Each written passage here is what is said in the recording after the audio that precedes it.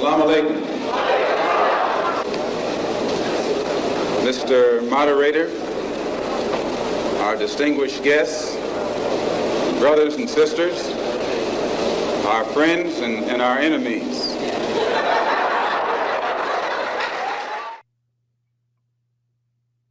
All your energy and strength is used for attacking those who are actually trying to fight injustice. And you are non-existent, absent, not present, you know? Ghaib, you're ghaib, and as I say in Arabic, ghaib. You know what I mean? So how exactly has your Islam benefited you?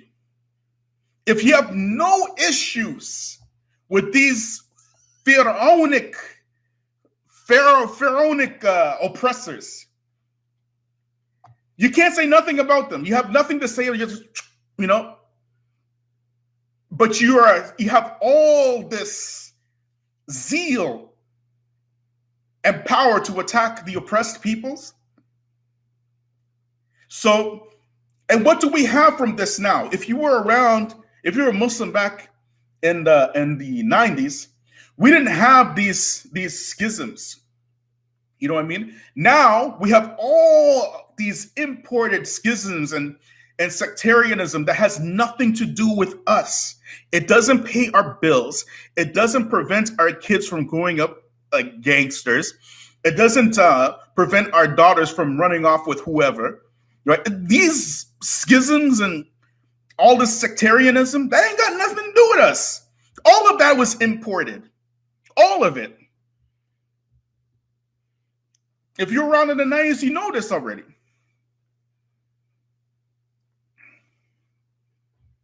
It's all new. Why do they do that? Think historically. Think historically about Christianity. Why were we put the call and the propagation of Christianity was the whipping post? Was it not? They would put our ancestors on the whipping post and whip them until they accepted Christianity. That was the call. That was how they taught us Christianity. You feel me? So why is it now, when we didn't have these schisms and this sectarianism, why is this important now for the Black community? Why? You know, when a baby cries, okay, there's this device that was built, you know, there's manufactured sometimes in maybe in the 60s or something, or 70s, I don't know. But if a baby cries generally for just a couple of reasons. Why does a baby cry? A baby cries either because hungry, gassy, or, you know, is dirty pants, or maybe tired, right? But the point of crying is a form of communication to the parents to know, for the parents to know that something is going on with that baby, because that baby cannot speak. That baby doesn't have a voice. So that baby who doesn't have a voice is crying to communicate, because that's the only form of communication that that baby has, to let the parents know something's going on with it. You feel me? So this technology of this small device of a pacifier is put inside the baby's mouth so that the baby stops crying and the parents don't have to hear no noise. Now, I want you to think about this now. The baby cries because he or she is hungry or gassy. If you put a pacifier in the mouth of a baby, that baby stops crying, correct? But have you satisfied the hunger of that baby? Have you, gotten rid of the colic and the gas in the belly of that baby with the pacifier? Or have you, by inserting the pacifier in the mouth of that baby, made the situation worse? Which one is it? Which one is it?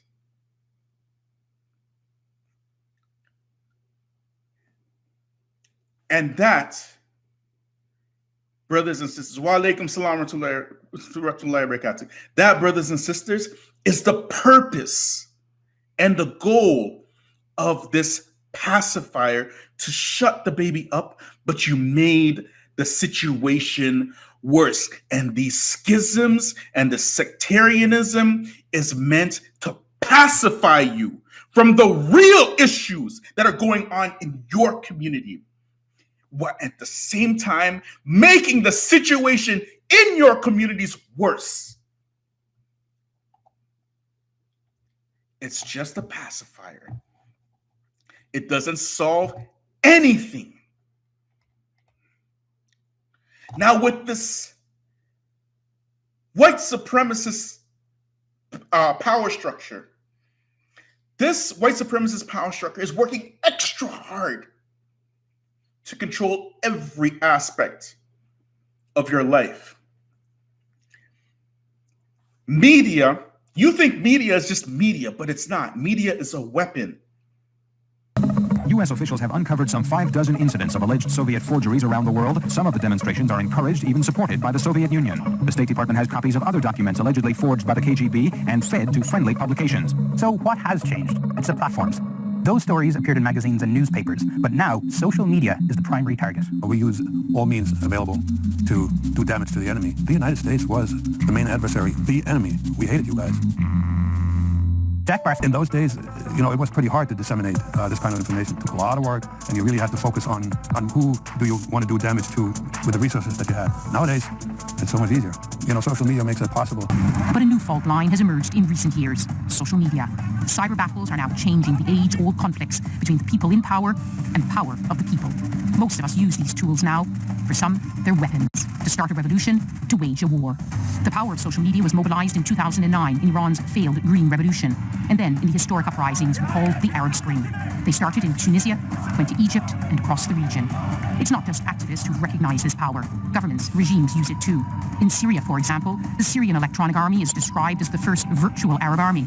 It hacks into websites of the opposition, Western media, and human rights groups. In real wars, social media has become a weapon in every armory. I suggest you all read The Art of War. Sun Tzu, in The Art of War, he writes, if you can basically conquer your enemy without firing a shot, this is the best tactic. And the Russians, the communist Russians, they perfected this tactic called subversion. What's subversion? Subversion is essentially using media. You don't spy on your enemies. You don't try to extract their ideas. What you try to do is you try to insert ideas onto the populace. How do you do that? Through the music, through the news, through the entertainment, through the social media now, right? The social media is the new weapon. It is the new weapon. Subversion can be only successful when the initiator, the actor, the agent of subversion has a responsive target. It's a two-way traffic. United States is a receptive target of subversion. There is no response similar to that one from United States to the Soviet Union. It stops halfway somewhere. It never reaches here.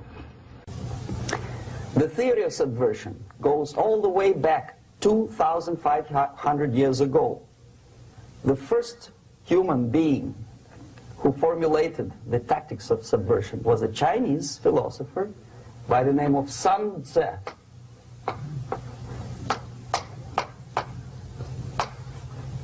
2,500 years BC. He was an advisor for several imperial courts in ancient China.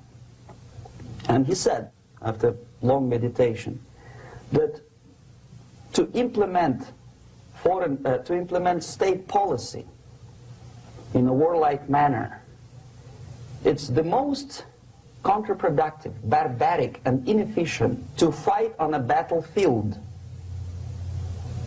You know that war is continuation of state policy, right? So if you want successfully to implement your state policy and you start fighting, this is the most idiotic way to do it. The highest art of warfare is not to fight at all,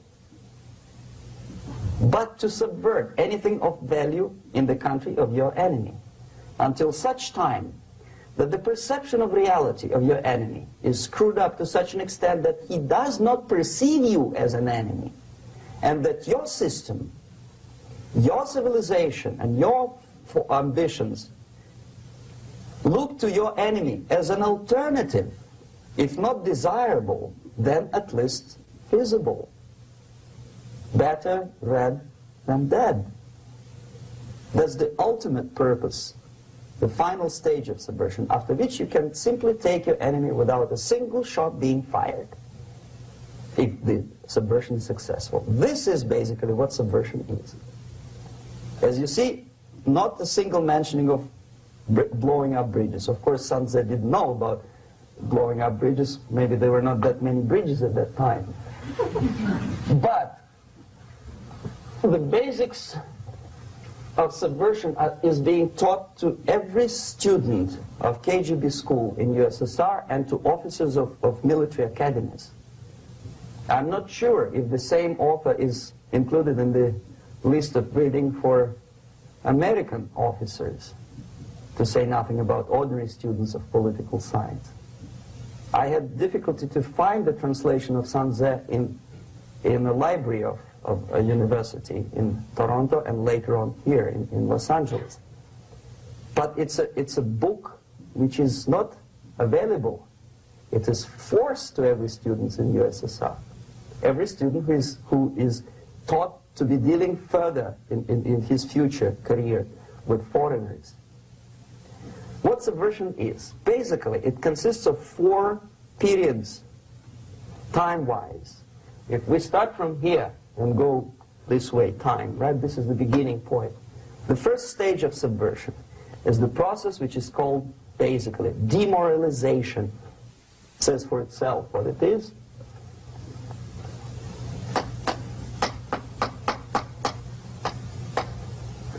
It takes from, say, 15 to 20 years to demoralize a society. Why 15 or 20 years? This is the time sufficient to educate one generation of students or children. One generation. One lifetime span of a person, a human being, which is dedicated to study, to shaping up the outlook, ideology, personality. No more, no less. Usually it takes from 15 to 20 years. What it includes? It includes influencing, or by various methods, infiltration, propaganda methods, direct contacts, doesn't really matter. I will describe them later. Of various areas where public opinion is formulated or shaped. Religion, educational system, social life, administration, law enforcement system, military, of course, and labor and employer relations.